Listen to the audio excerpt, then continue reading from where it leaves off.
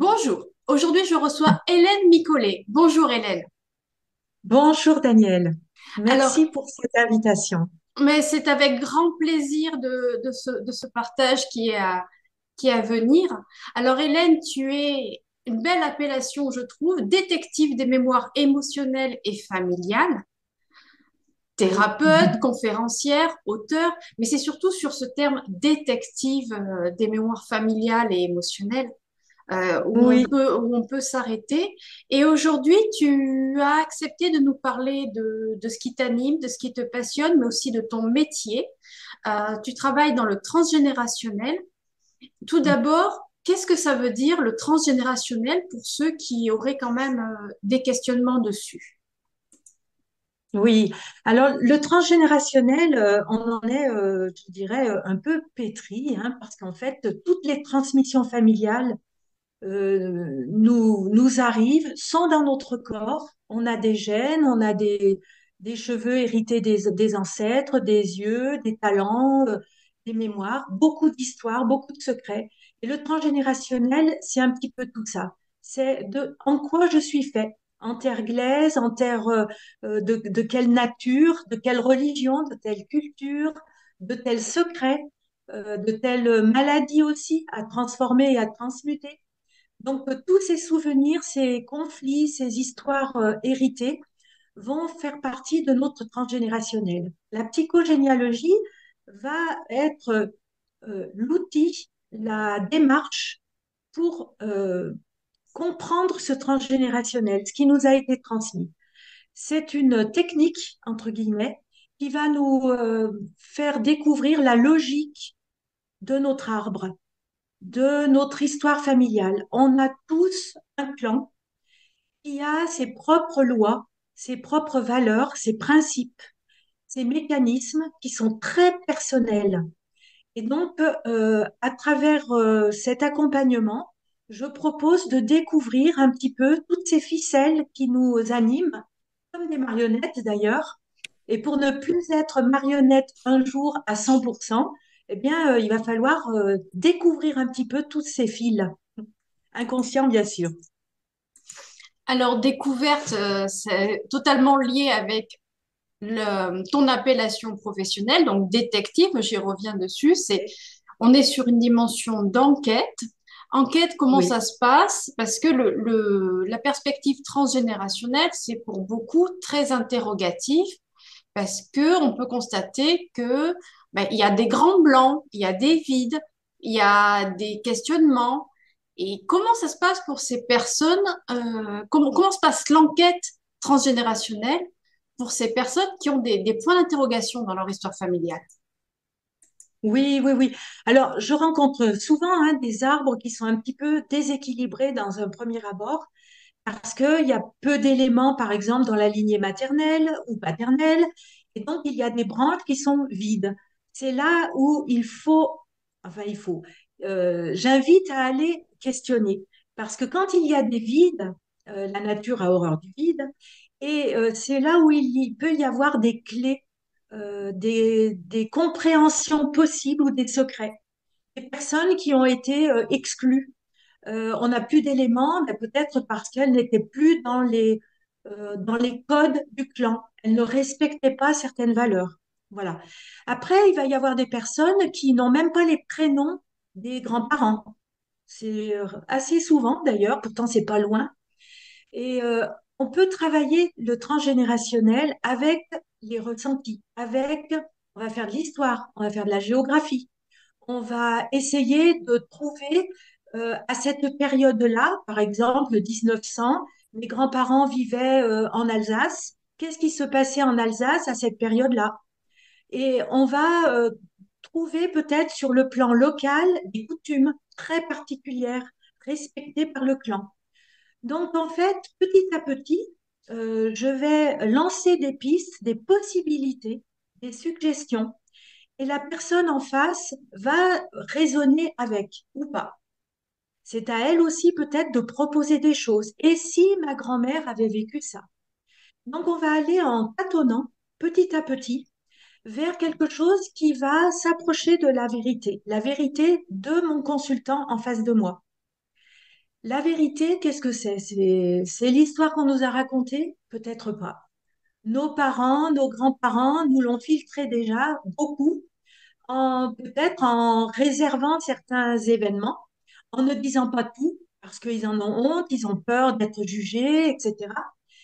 Et moi, ma vérité que je transmets à mes enfants et petits-enfants, c'est peut-être la mienne qui est passée par tous mes filtres et toutes mes différentes lunettes. Donc aussi, on va faire très attention dans les consultations à comment notre corps résonne quand je lance une hypothèse. Si par exemple, je lance l'hypothèse que ma grand-mère a pu être peut-être en difficulté avec son mari, peut-être violée par un père ou un oncle ou quelqu'un d'autre, si je lance cette hypothèse, la personne en face va dire, ah non, je le sens pas. Et le corps est neutre. Et puis quelquefois, il peut y avoir des réactions. J'ai mal au ventre, j'ai peur, je tremble, je me mets à pleurer. La personne se met à pleurer, elle sait même pas pourquoi. Elle est en émotion, son corps vibre. Et là, on s'approche peut-être de la vérité. Voilà.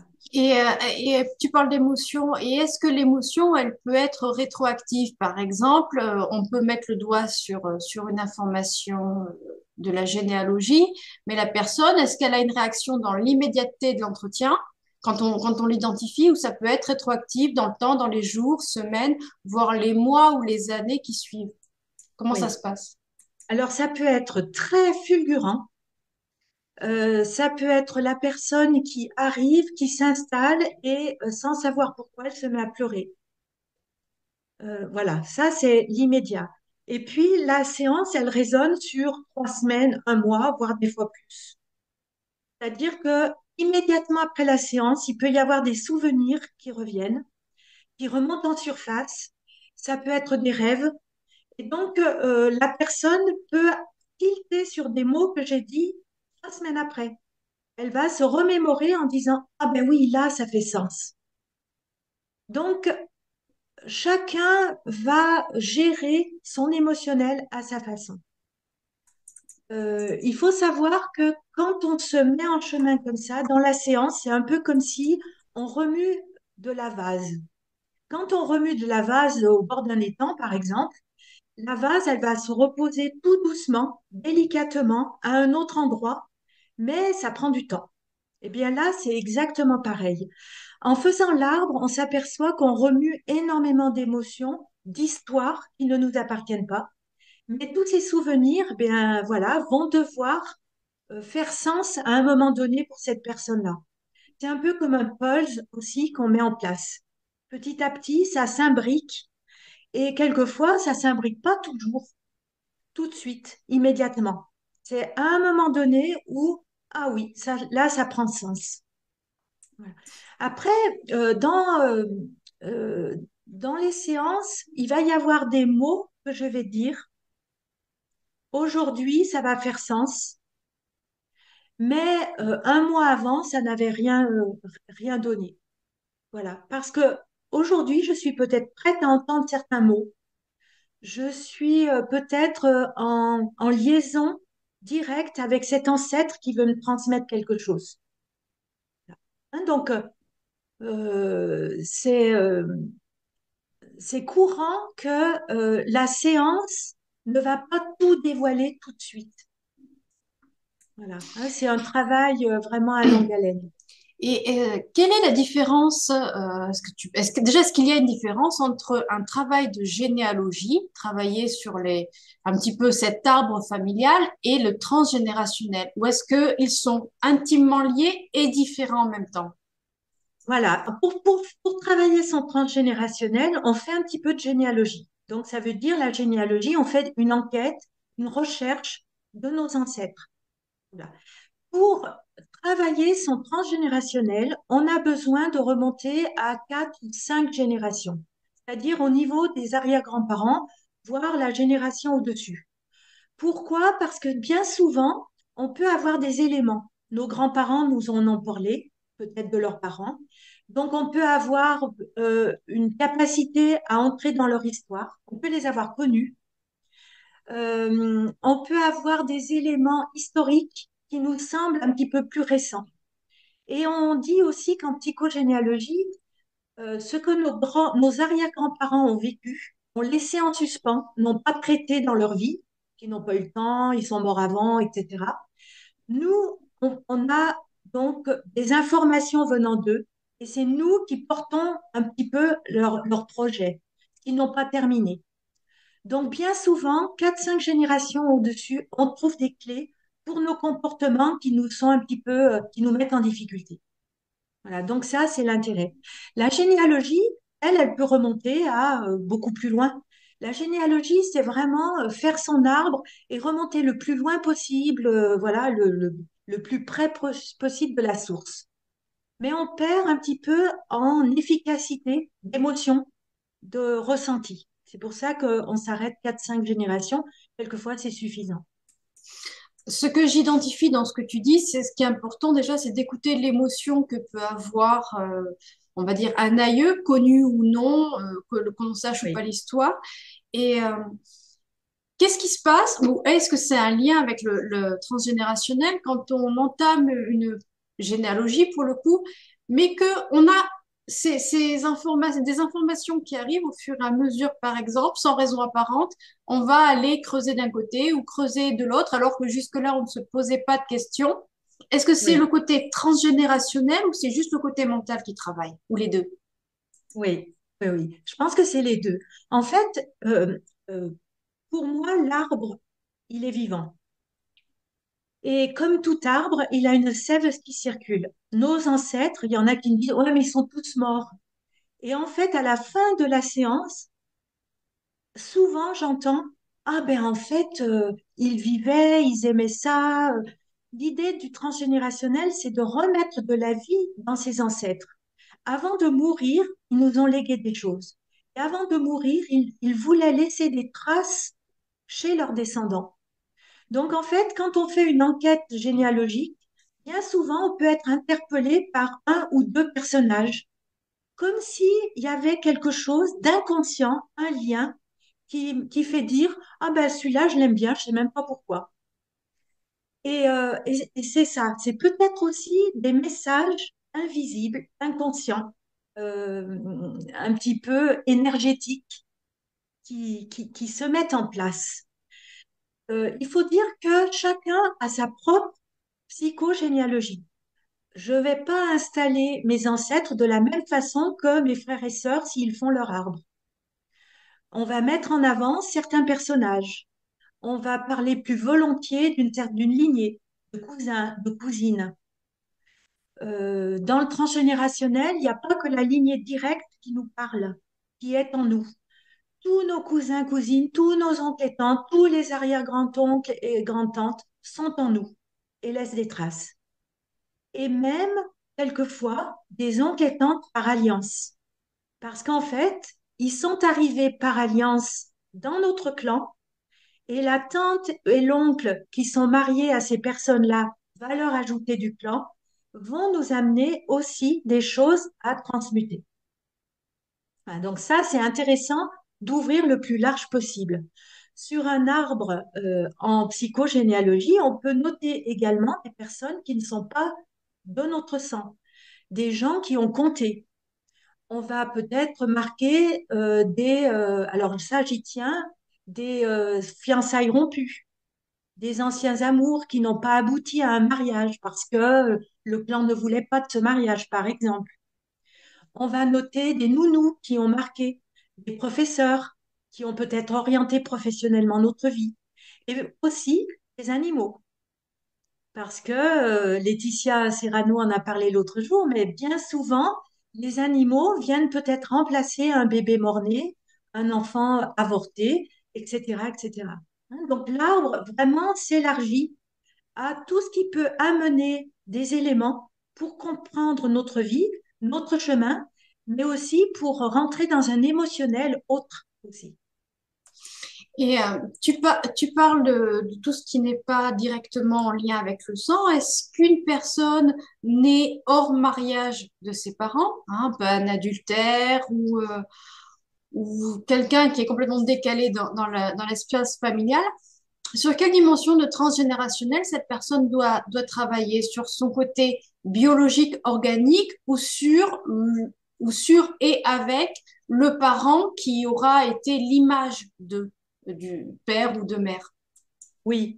Alors là, si par exemple, l'enfant est conçu et né hors mariage, mais que les parents se marient et ont d'autres enfants, cet enfant, il est bâtard.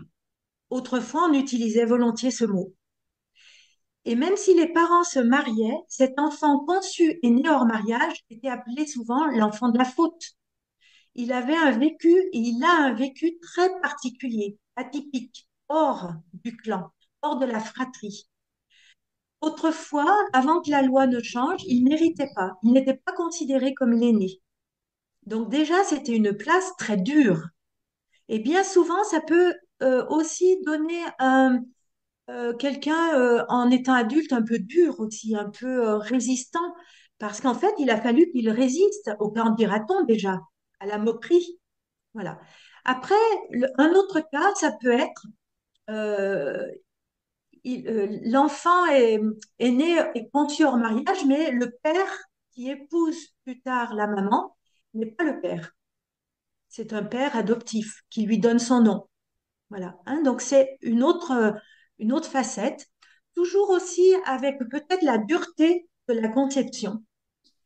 L'idée aussi, c'est de voir est-ce qu'il a été conçu dans l'amour ou dans un viol. Parce que là aussi, il va porter en lui une violence peut-être qui ne lui appartient pas, la violence de l'acte de la conception. Voilà. Donc en fait, ça rejoint aussi les enfants adoptés qui ont une autre famille aussi. L'enfant qui est conçu hors mariage et qui a un père qui n'est pas le père, qui est un père inconnu, il va porter en lui cette lignée-là aussi.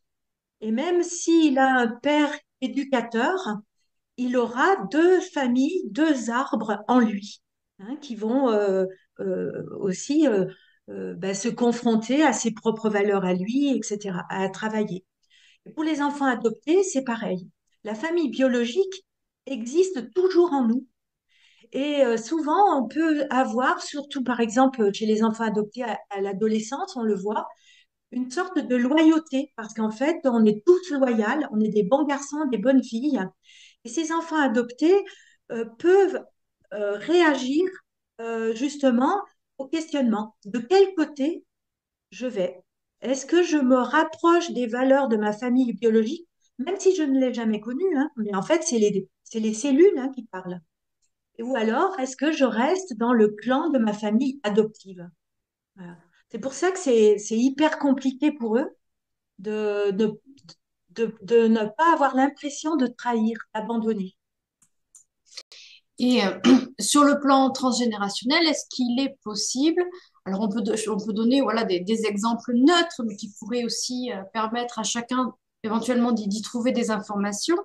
Par exemple, Madame X est née d'un adultère, par exemple, Oui, et le père biologique sait mais ne l'a pas reconnu, et le père éducateur a reconnu l'enfant, par exemple. oui, Cette oui, parenthèse-là.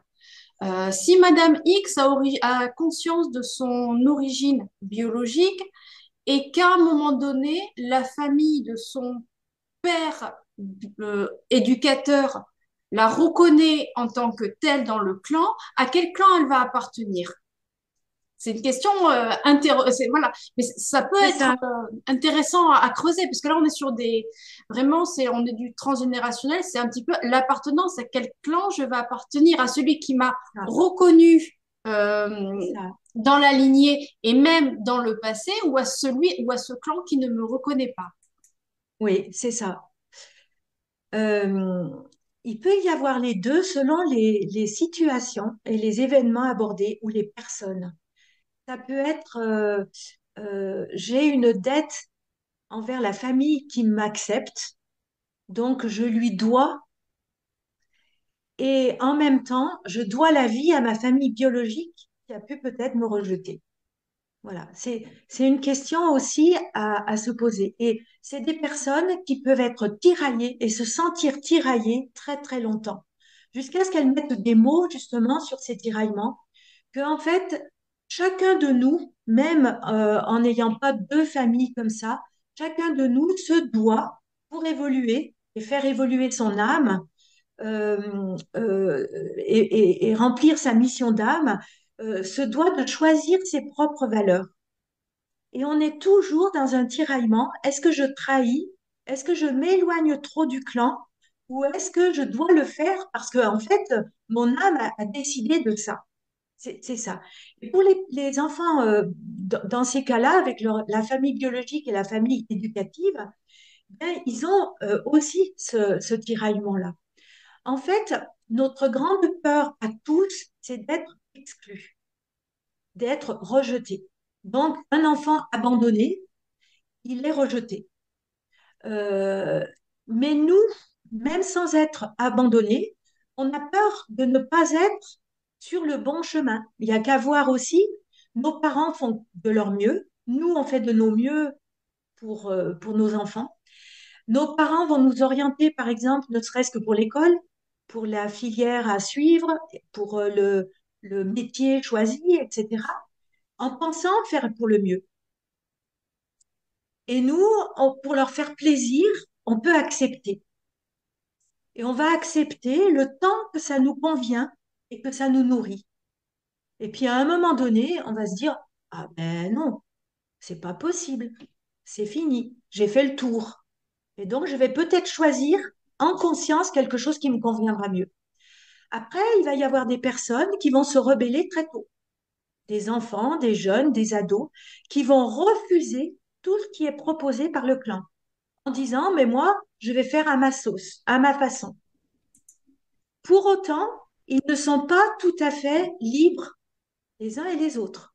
L'idée, c'est de choisir en partie ce qui nous convient, ce qui est bon, et puis ce qui ne nous convient plus, le rejeter et faire son propre chemin. Ça, c'est notre travail à tous, en fait.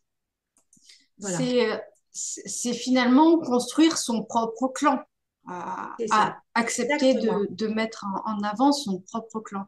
Et qu'en est-il des personnes qui sont dans l'exil d'un pays, d'un État, d'une situation? On l'a vu au début du XXe siècle, mais c'est également d'actualité aujourd'hui. Qu'en est-il de ces personnes-là par rapport à leur transgénérationnel? Ils se coupent par Oui, obligation géopolitique. Qu'est-ce qu'il en est? Comment ça se passe pour ces personnes-là? oui, oui, oui. Ils se coupent de leurs racines et ils sont étrangers quand ils retournent dans leur pays d'origine et dans le pays d'accueil. Bien souvent, ils sont déracinés. Ils ont un manque d'ancrage. Ça peut toucher aussi si le départ a eu lieu pour des causes religieuses. Chez les descendants, on s'aperçoit qu'il peut y avoir des changements de religion, des mariages mixtes avec des religions autres, justement pour rappeler un petit peu la souffrance du départ. En tout cas, dans tous les clans, on peut dire qu'il y a des migrations. Peut-être pas de pays à pays, mais en 1800 ou en 1900, quand on quittait une région, par exemple, l'Alsace pour le sud ou pour la Bretagne ou pour l'Auvergne, eh ben déjà, c'était un énorme périple avec une perte de repères, de traditions, de coutumes, même de patois, de langue. Et donc, il y avait une insertion difficile ou pas qui se faisait. En tout cas, il y a un regret, souvent une peine que la terre d'accueil, la terre d'origine, ne nous ait pas fait vivre, ne nous ait pas... alors, sur le plan économique, par exemple, hein, avoir un travail rémunérateur suffisant, il va y avoir cette peine, cette nostalgie. Le ciel est plus bleu là-bas, les amis qu'on a oubliés, qu'on a perdus de vue, la maison qu'on a pu perdre aussi. Donc, ça peut envoyer des influences aussi chez les descendants, soit des personnes qui vont collectionner et la maison est pleine de souvenirs, d'objets, etc., en souvenir de cette perte de maison deux, trois, quatre générations dessus. Ou alors, ça peut être des personnes qui sont prêtes à partir, une valise toujours prête. Voilà. Hein, donc, en souvenir aussi de cette migration. Chacun va réagir à sa façon, en fait. Donc là, on voit vraiment les grandes lignes. Pour finir, est-ce que tu aurais peut-être des conseils ou des astuces à proposer à ceux qui nous regardent et qui souhaiteraient entamer un travail soit de généalogie, soit en transgénérationnel?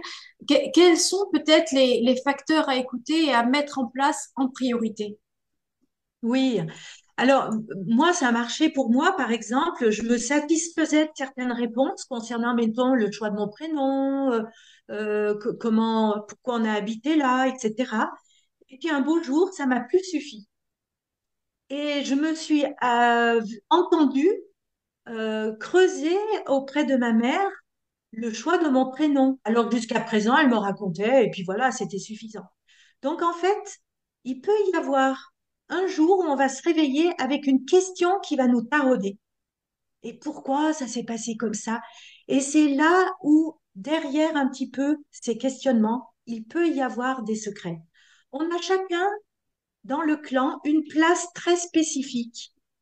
Moi, je sais que c'est pour ouvrir le clan sur un vivre autrement, sur d'autres possibles, de couple, de parents.